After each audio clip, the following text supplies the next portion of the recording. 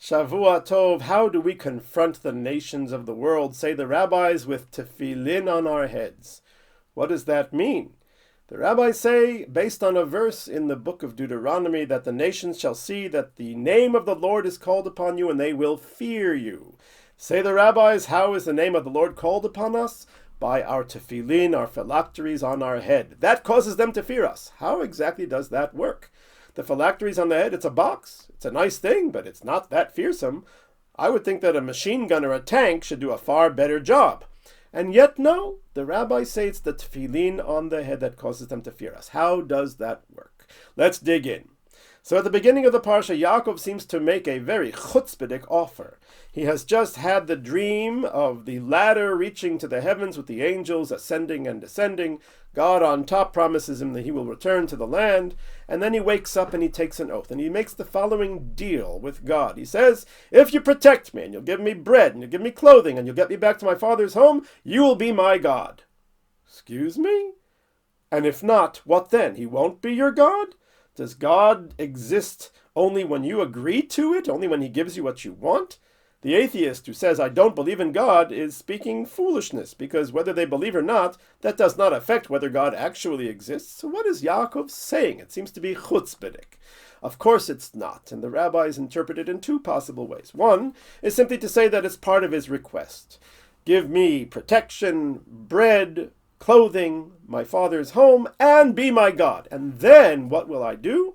I will take this stone upon which I have just dreamt, I will turn it into a house of the Lord, and I will give a tithe of everything that you give me. So it's part of the request, not the deal. Okay, but many of the commentaries say it's part of the deal. It's the deal. It's what Yaakov promises in return. And so it seems to be chutzpadik. How do we understand it? So there are a number of ways. First of all, we can say that food and clothing and material things are necessary for a human being. We are human beings. God created us with a physical body. And that means, therefore, we are not to deny ourselves of the physical things of life. We are not to indulge in them. They are never the goal, but they are the means. And therefore, asceticism is generally a foreign concept to Judaism. There's a story told of the famous Hasidic Rabbi, Rabbi Yisrael of Rizhin, who was a fairly wealthy person who did not believe in asceticism at all. He had a nice house and he had a nice life. And he, of course, was a great Hasidic Rabbi who changed the lives of many people. One fine day, a student comes to Rabbi Yisrael and wants to be ordained to be a rabbi. And this student practiced asceticism and he praised himself in front of the rabbi. He says, I always wear white clothing to fulfill the saying, at all times shall your clothing be white. I sometimes cause myself physical discomfort by rolling in the snow, by having the gabbai whip me with a belt or whatever, by putting nails in my shoes, and by only eating bread and water. Well, the rabbi was not impressed. At that moment, it was winter in Poland. He looked out the window and saw in the yard filled with snow, there was a white horse. And he says, look at that white horse. He also is always wearing white. And the horse rolls in the snow. He also rolls in the snow. And he also gets whipped. And he also eats only bread and water. And he also has nails in his shoes. That horse is not asking me to ordain him a rabbi. That is the position of the Jewish people. So therefore, Yaakov is simply saying, God, if you want me to represent you, when it says that you'll be my God, it doesn't mean that I'll believe or not believe. Of course I'll believe no matter what. But if you want me to be effective in bringing you to humanity and fulfilling the mission of Abraham and Yitzchak, well then I need to be safe. I need to have nourishment. I need to have clothing. I need to have a home. I need to have all of the physical necessities of life. They are the means. The goal is V'haya Hashem li le'elokim, that God will be my God. And then I will take everything I have, the stone upon which I dreamt of, that ladder reaching to the heavens, which symbolizes all of my aspirations, all of my hopes, all of my dreams in the world. I will dedicate them to you. I will build a structure, a house of the Lord. And everything material that you give me, I will give the tithe, meaning I will sanctify it and use it for the proper purposes. That is one way of interpreting it. The Ramban has a very interesting interpretation, and he says that when Yaakov is saying that the Lord will be my God, he is referring to living in the land of Israel. Say the rabbis, quotes the Ramban, that whoever dwells in the land of Israel is as if they have a God, but whoever dwells in the diaspora is as if they don't have a God. And so Yaakov is saying, if I return to my father's home, which is where? In Eretz Yisrael. well then I will be like someone who has a God. And that's what the pasuk says, V'haya Hashem li le'elokim, God will be my God. But if I don't come back to Eretz Yisrael, if I have to stay over by Lavan in that area and get stuck there for the rest of my life, then I won't have a God, meaning I won't be able to effectively change the world. Now the question is, how can one say that a righteous person who doesn't live in the land of Israel is as if they don't have a God? Most of the sages we study from lived in the diaspora. The authoritative Talmud is the Babylonian one from the diaspora. The Ramban himself lived most of his life in the diaspora, only came to Yerushalayim at the end of his life. They don't have a God, they're not righteous, they're not tzaddikim. How could one say such a thing? But rather, I think what it means is the following. When I go, for example, to the States to visit my parents, and I go into the house I grew up in, and I go into my old bedroom where I was a kid, and I see the wallpaper with the beautiful pictures of the trolley cars of San Francisco in the 19th century, I feel a tremendous emotional connection. I recall my childhood, my early childhood. I'm still in my childhood. We should always be in our childhoods. I recall my early childhood.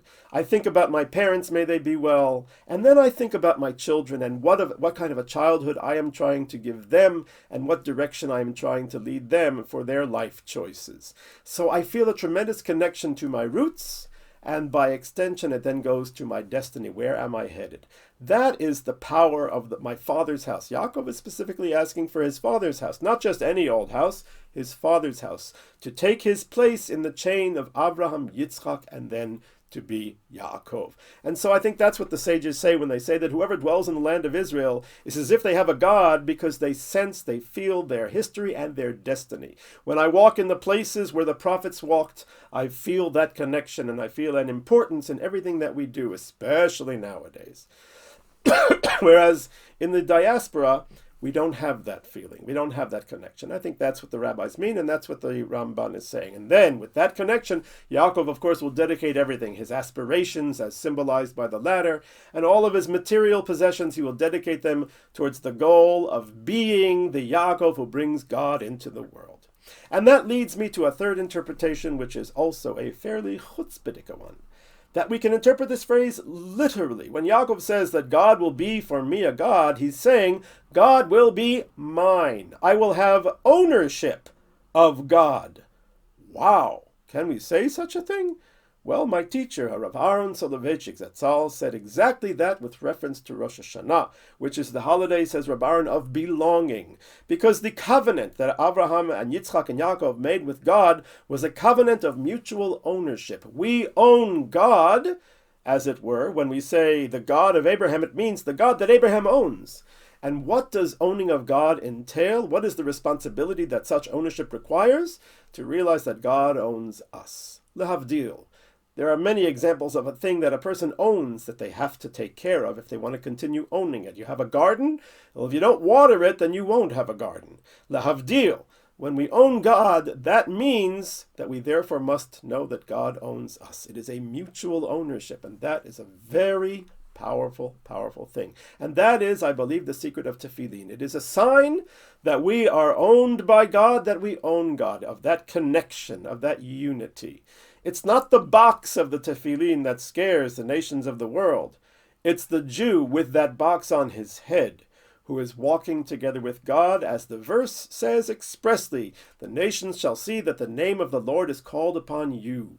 We own him, which means he owns us, and we go together. As we say in the afternoon prayer on the Sabbath, you are one, your name is one, and who is like Israel, one nation in the world.